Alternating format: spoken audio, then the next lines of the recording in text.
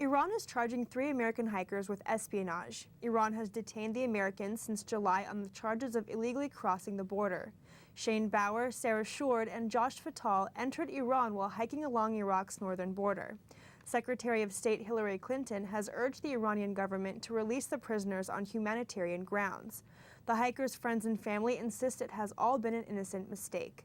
Iranian officials say they are still investigating the case.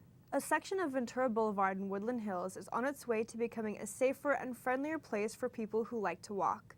Athena Bohm reports on what type of cosmetic surgery the boulevard will undergo.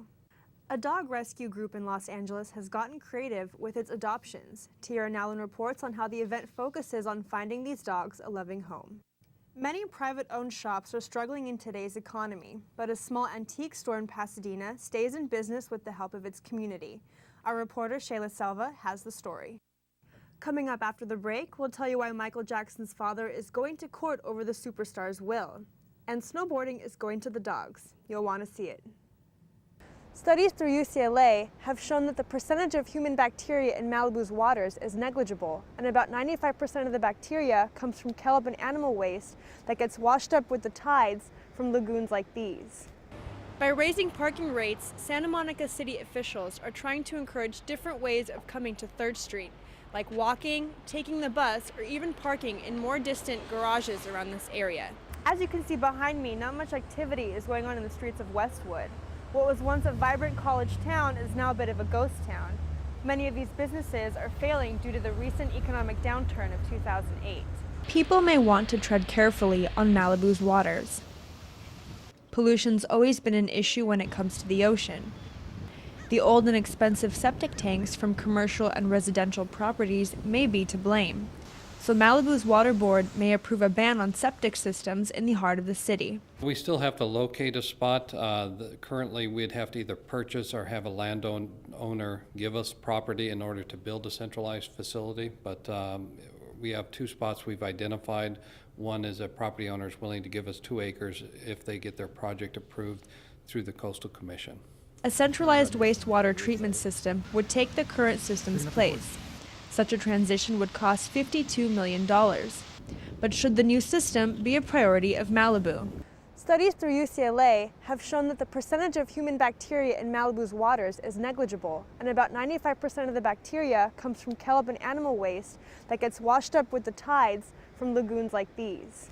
A surfer who frequents Malibu's beaches likes the idea of a new system if it will clean them. I don't know if it's going to help all the pollution and stuff, then yeah, it's definitely something they should be interested in. I mean, a lot of it does come from humans as well, so we're held responsible. We can't, I don't know, get out of that, but yeah, dude, I reckon the ban will be good. The areas the water board is focusing on are Malibu Creek, Malibu Lagoon, and Surfrider Beach. The ban would immediately forbid new septic systems in these areas if approved.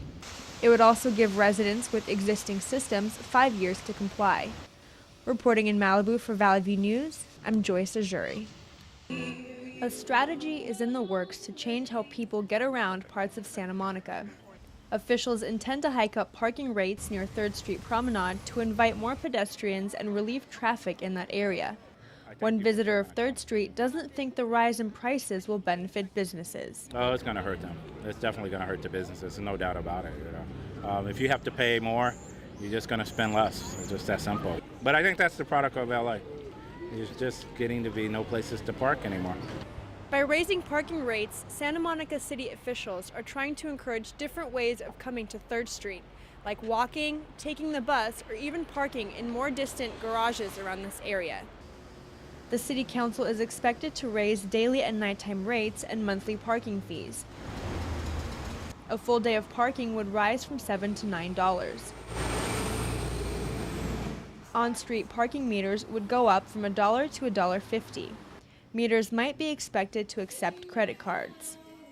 In Santa Monica, I'm Joyce Ajouri for Valley View News. Empty, cleaned out, vacant. This seems to be the growing trend in Westwood near UCLA. Shoppers and tourists are still present in this college town, but some student favorites have gone under and for lease signs obscure building windows. As you can see behind me, not much activity is going on in the streets of Westwood. What was once a vibrant college town is now a bit of a ghost town. Many of these businesses are failing due to the recent economic downturn of 2008. A popular Olive Garden restaurant once occupied the top part of this building. Anthony Zarati is a third-year UCLA student. People go outside of Westwood to shop, and they're not really here during the weekday. People have to take the bus, the UCLA bus, and we go like to Santa Monica to 3rd Street Promenade. So it's kind of, I would say, an inconvenience. These two frequent visitors of Westwood remember one of their favorite places that shut down within the past year. It's just Oh, Juju's. Oh, Juju's, yeah. Juju's, yeah, it was a cereal bar, and they closed it. We were really sad. Some surrounding business owners didn't want to share how they were being affected by the vacant properties. Despite the failing businesses, Westwood is finding other ways to keep afloat. This vacant store sometimes holds red carpet movie premieres. Some production companies build temporary sets and use Westwood for films. Bigger properties host seasonal merchandise. Reporting in Westwood, I'm Joyce Ajouri for Valley View News.